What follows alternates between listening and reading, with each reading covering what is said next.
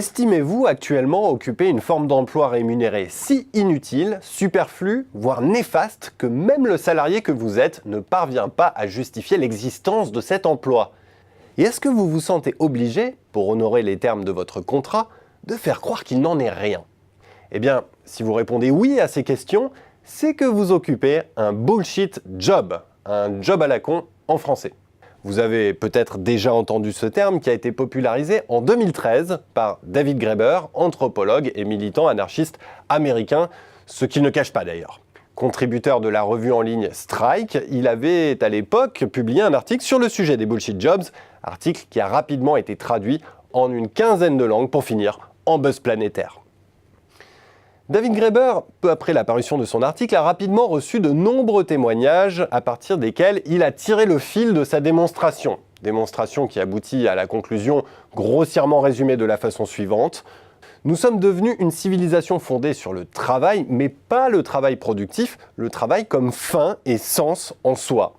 Et lorsque nous prenons conscience de consacrer la moitié de notre temps à des activités parfaitement inutiles, généralement accomplies sous les ordres d'une personne qui nous est antipathique, notre première réaction est de ronger notre frein en songeant à ceux qui ont la chance de ne pas être englués dans ce piège. Au bout du compte, le résultat, c'est la haine.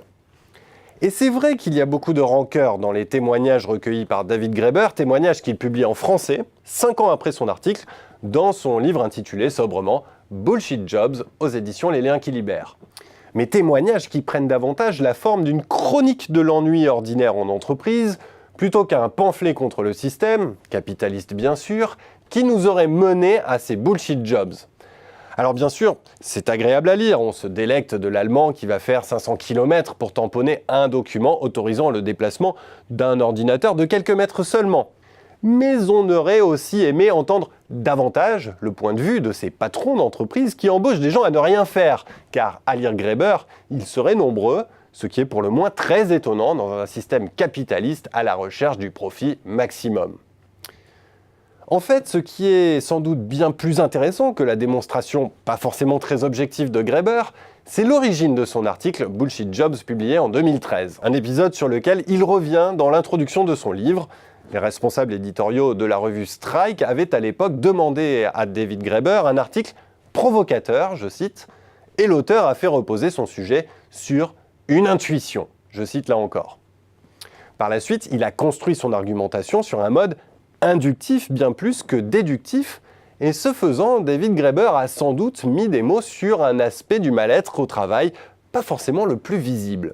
À la lecture de ces témoignages, on pense d'ailleurs beaucoup au terme de bore-out, souffrance liée à l'ennui au travail.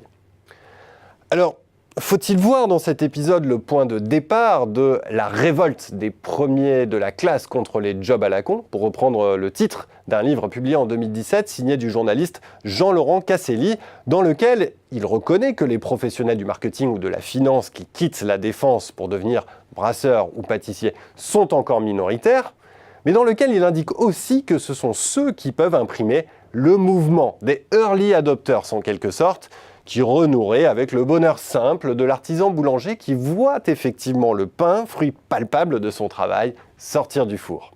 N'oublions pas non plus que, depuis l'article de David Graeber, la génération Z a commencé à arriver progressivement en entreprise.